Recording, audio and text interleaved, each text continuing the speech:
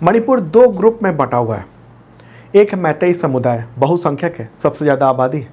दूसरा है राज्य के कुकी और नागा शेड्यूल्ड ट्राइब। तो मैतेई समुदाय जो बहुसंख्यक है वो चाहता है कि शेड्यूल्ड ट्राइब में उसको दर्जा मिल जाए।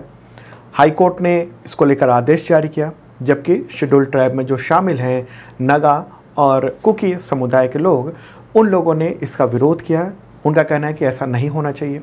तो वह ये कि बहुसंख्यक मैतेई समुदाय को एसटी का दर्जा देने के कदम के खिलाफ जो शेड्यूल्ड ट्राइब के लोग हैं, नागा और कुकी समुदाय के लोग, उन सब ने एक मार्च निकाला और उसी के दौरान झड़प हुई और जिसके बाद नतीजा ये है कि सैकड़ों घरों, चर्च, मंदिर, वाहनों को तोड़ डाला गया, आग लगा दी गई, वहाँ लोग मारे गए हैं, बहुत सारे लोग।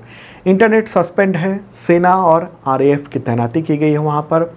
सेना को पूरी खुली छूट दे दी गई है, आरएएफ को, कि अगर कोई उपद्रवी है तो उसको देखते ही गोली मार दी जाए। ठीक है, अब इस चीज़ को समझते हैं तो उसको समझने के लिए आपको मैप भी देखना पड़ेगा। मैप पे चलते हैं, देखते हैं। तो ये अपना प्यारा भारत है और भारत के तमाम राज्य ये देख रहे हैं। और इधर है नॉर्थ ईस्ट का हिस्सा, यानी पूर्वोत्तर भारत, ये वाला पूरा हिस्सा। और ये है मणिपुर जो रेड कलर में ब्लिंक हो रहा है। और मणिपुर के पड़ोसी नागालैंड है, असम है और ये मिजोरम है। अगर दूसरे राज्यों की भी बात करेंगे तो यहाँ अरुणाचल प्रदेश हो गया, इधर त्रिपुरा हो गया, ये मेघालय है और इधर हो गया सिक्किम। ठीक है, और ये जो मणिपुर है उस अगर हम कहें पूछेंगे, सवाल ये होगा कि किस देश से सीमा लगती है, तो वो है ये म्यांमार इधर। ओके, तो मणिपुर के अभी चीफ मिनिस्टर हैं एन बीरेन सिंह। हालत ये है कि वो ट्राइबल एरिया में जा नहीं सकते हैं। उन्होंने जाने की कोशिश की, भयानक आगजनी हुई, फायरिंग हुई बहुत बुरी तरीके से। यहाँ पर गवर्नर हैं अनुसुईया उइके, राजधानी इम्फाल है। अब इस चीज़ को समझने के लिए आपको ना थोड़ा हिस्टोरिकल बैकग्राउंड को भी जानना पड़ेगा। मणिपुर एक साम्राज्य था, राजा थे वहाँ, और उस पर अंग्रेज़ों ने 1891 में 1891 में कंट्रोल कर लिया। युद्ध हुआ, उसके बाद कंट्रोल कर लिया। और भारत की आज़ादी के बाद ये स्वतंत्र प्रिंसली स्टेट के रूप में हो गया। जैसे भारत में बहुत सारे राज्य रजवाड़े थे, उन सबको भारत की आज़ादी के साथ ही आज़ादी दे दी गई थी और उनके पास विकल्प था कि वो या तो स्वतंत्र एक देश बन जाएं, या वो भारत के साथ मिल जाएं, या पाकिस्तान के साथ मिल जाएं। तो 1949 में मणिपुर का भारत संघ में विलय हो गया और मणिपुर को 1956 से 1972 तक केंद्र शासित प्रदेश के रूप में रखा गया। और फिर 1972 में उसको स्टेट का दर्जा मिला, राज्य का दर्जा मिला। अब क्या हुआ, राज्य बनने के बाद ही सारा मामला शुरू हुआ है। राज्य बनने के बाद मणिपुर को संविधान के अनुच्छेद 371C के तहत जो हिल डिस्ट्रिक्ट्स हैं, यानी जो पहाड़ी एरिया हैं, इधर के अगर मैं मैप के थ्रू आपको दिखाऊं तो जितने भी ग्रीन एरिया दिख रहे हैं वो सब हैं हिल डिस्ट्रिक्ट, यानी पहाड़ हैं। और ये जो येलो कलर में लगभग दिख रहा होगा कुछ, वो कौन सी जगह है, वो है घाटी, पहाड़ों से घिरी हुई घाटी।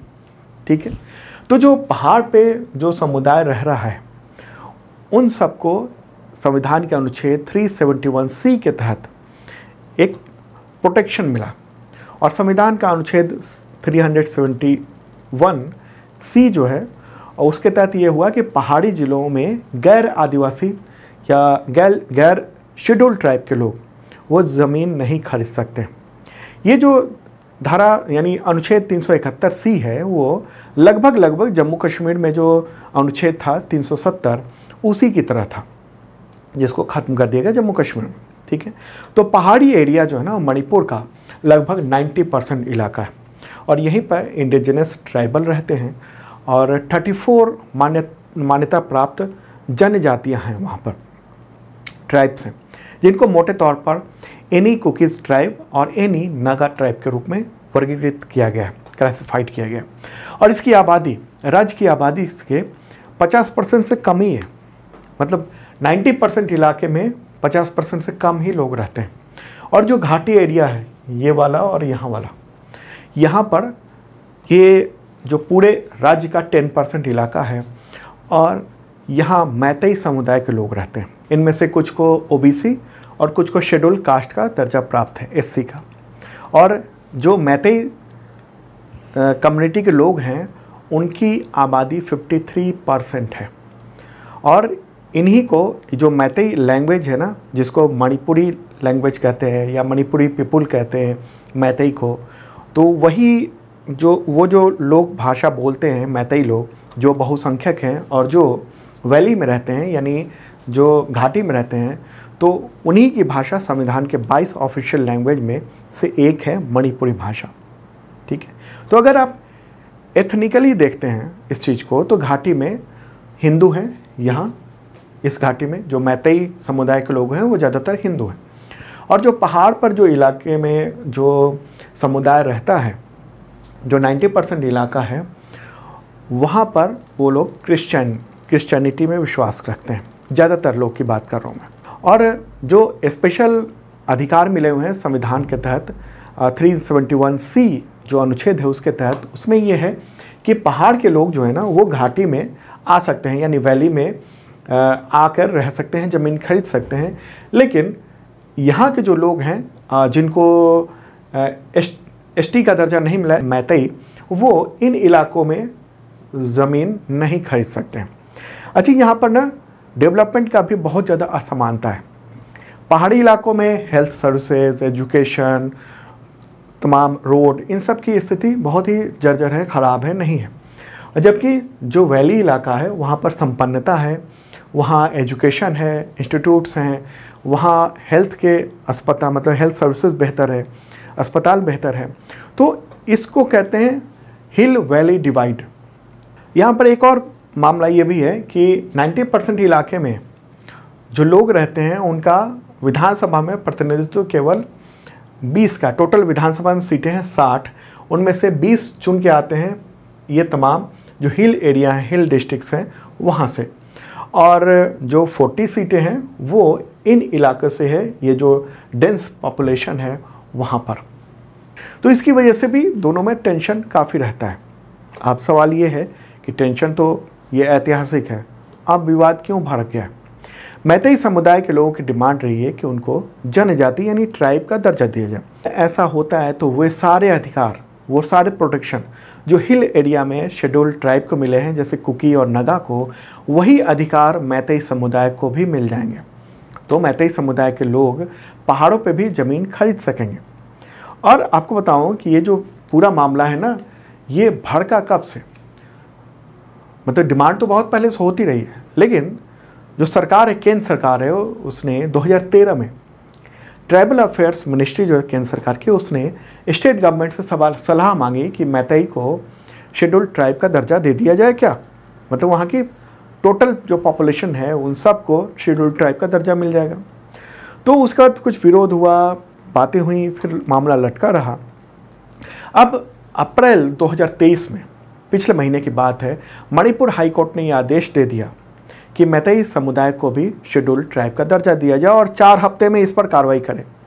मैतेई समुदाय के लोगों की दलील थी कि 1949 में जब मणिपुर भारत संघ में मिला, ये रियासत जो था उसका विलय जब हुआ, उससे पहले मैतेई समुदाय को जनजाति के रूप में मान्यता मिली हुई थी।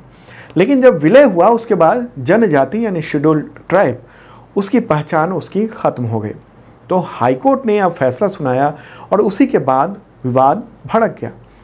हिल एरिया और जो वैली एरिया है वहाँ के लोग आपस में टकराने लगे। अब क्या हुआ, तो एक तो डिमांड आपने सुना कि जो मैतेई समुदाय के लोग हैं उन लोगों ने क्या कहा। तो कुकी और नगा का क्या कहना है? कुकी और नगा का कहना है कि मैतेई पहले से डेवलप्ड है, उनके पास डेवलपमेंट है और मैतेई को शेड्यूल ट्राइब का दर्जा नहीं दिया जाना चाहिए। ठीक है, अब सवाल होता है कि अचानक से ये दंगा क्यों भड़का अभी? दरअसल हुआ ये कि हाई कोर्ट का जब फैसला आया तो सरकार के इस कदम के विरोध में ट्राइबल स्टूडेंट यूनियन ने, जो कि नगा और कुकी समुदाय के लोग थे, उन लोगों ने बहुत बड़े पैमाने पर विशाल रैली निकाली और इसी दौरान मैतेई और ट्राइबल कम्युनिटी के बीच में दंगा हो गया। और ये दंगा इतना भयानक हो गया है कि वहाँ पर केंद्र सरकार को अनुच्छेद 355 लागू करना पड़ा है, आर्टिकल 355। ये क्या होता है? आर्टिकल 355 में केंद्र सरकार को आंतरिक गड़बड़ी और बाहरी आक्रमण के खिलाफ राज्य की रक्षा के लिए सभी आवश्यक कदम उठाने का अधिकार देता है। मतलब कि वहाँ स्टेट गवर्नमेंट तो है, लेकिन अब वो उसका पावर वहाँ पर बहुत ही सीमित कर दिया गया। ज़्यादातर अधिकार केंद्र सरकार के पास अभी आ गए हैं, ये अनुच्छेद 355 लागू करते ही। यानी केंद्र सरकार ने ये मान लिया है कि वहाँ की जो स्टेट गवर्नमेंट है उससे लॉ एंड ऑर्डर संभल नहीं रहा है, और अब लॉ एंड ऑर्डर का काम केंद्र सरकार ने अपने हाथ में ले लिया है। सेना वहाँ पर स्पेशल जहाज़ों से, एयरफोर्स के जहाज़ से वहाँ पर सेना भेजी जा रही है, रैपिड एक्शन फोर्स वहाँ पर भेजा जा रहा है। चप्पे चप्पे, पहाड़ दर पहाड़ पर वहाँ पर सेना तैनात किए जा रहे हैं। वहाँ के जो पहाड़ी इलाके हैं वो लगभग जल चुके हैं बड़े पैमाने पर। तो इतनी सारी बातें सुनने के बाद और विजुअल देखने के बाद आपको समझ में तो आ ही गया होगा कि मणिपुर में क्यों ये दंगा भड़का और मणिपुर क्यों जल रहा है। इंपॉर्टेंट बात है, ऐसे ही वीडियोस देखने के लिए आप इस चैनल को ज़रूर सब्सक्राइब करें।